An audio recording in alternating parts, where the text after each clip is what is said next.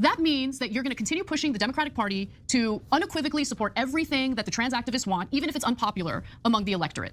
That means they're not getting reelected. That means they're going to lose to Republicans. Republican lawmakers who are passing draconian, disgusting legislation in various states right now as we speak against the transgender community. Look at this.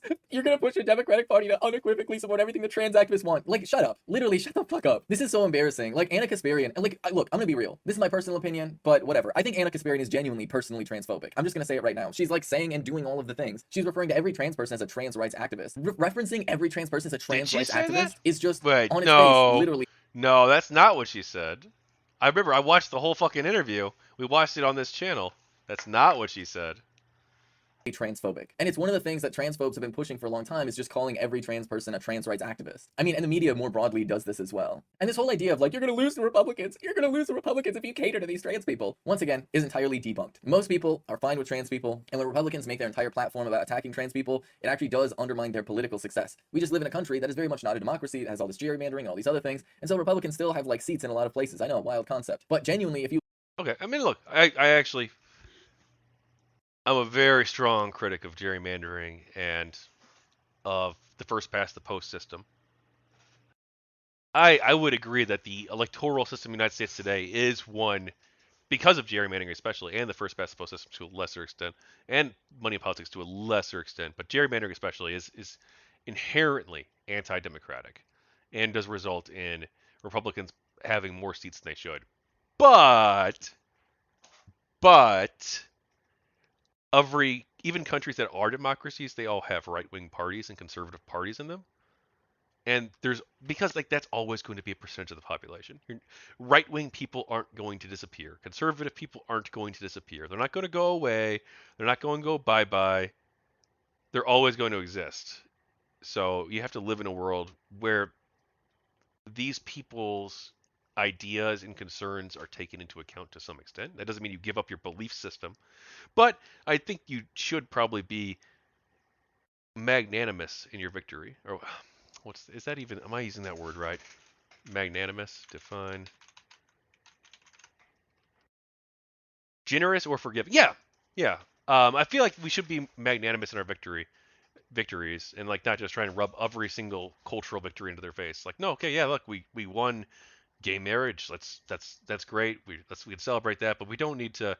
Like, honestly, we probably don't even need to have the White House with the Kellers on the night that the Supreme Court thing, because it's divisive over conservatives. Like, but whatever. I mean, I guess that all worked out because now most conservatives are even pro-gay. So look at their poll numbers in response. So maybe the magnanimous didn't matter as much, but I feel like we mostly were. I feel like we mostly were pretty magnanimous in the gay thing, but a lot of the other stuff, I feel like we're not very magnanimous.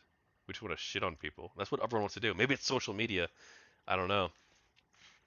Oh, StarCraft, this game is a big part of my childhood. The Blood Knight says.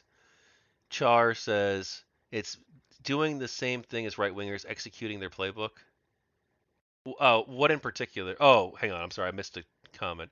It's not that criticizing bonus holes is promoting transphobia. It's that entertaining and lending weight to the trans people are crazy and going too far. Because, look, it's not just a narrative, Char. I feel like it's not trans people necessarily, right? It's trans activists, but they are going too far. Right? I know we disagree on the sports thing, but like that's like the prime issue, I feel. The sports thing, and also I feel like some of the stuff with the kids, like there's a reason that all of the other first world countries, or a lot of the other first world countries, are taking a step back on the types of treatment that they have for kids. I feel like this is something that you need that people who are trans activists should probably recognize, that look, there is a lot of overreach, and maybe some of the arguments against some of the trans stuff, not the that you shouldn't be allowed to exist or have jobs or have houses, right? Like none of the actual discrimination, but like the sports stuff. Like, okay, look, we really do need to have a real societal conversation about this. You can't just say, you don't do this, of course, but other people say, if you disagree on the trans sports stuff, or if you think that maybe we're going a little bit too quick with the kids stuff and we need to analyze this from a more nuanced perspective, that you're transphobic. And yeah, you don't say that, I know, but other people do. Other people do say that. As long as there's at least two wings, one will be more conservative. That's just how things are. Yeah, conservatives are always going to exist. I feel like this is something that I've come to understand a little bit better, and it sort of changes the way you think about politics. Like I brought this up on my first stream, um, that I feel like a lot of our politics are kind of like determined by our personalities, and like a lot of that's genetic. So, like, to some extent, like obviously our specific political policy positions, those are malleable, highly malleable, and they're going to change based on the circumstances, based on ideas you've heard, the way you interact with the world. But like for the most part, for the not entirely, but for the most part, a lot of the way you think about things, the sort of like foundational values that you have in your personality type, that's mostly or not mostly, but a lot of it is genetic, and that's always going to exist. There's going to be genetic predispositions that lead people towards conservative attitudes, and so it becomes extremely important, or liberal ones, or whatever. The more egalitarian impulse versus the authoritarian impulse versus the hierarchical impulse, I guess we more conservative one versus the egalitarian impulse, the more progressive one, perpetually locked in some sort of battle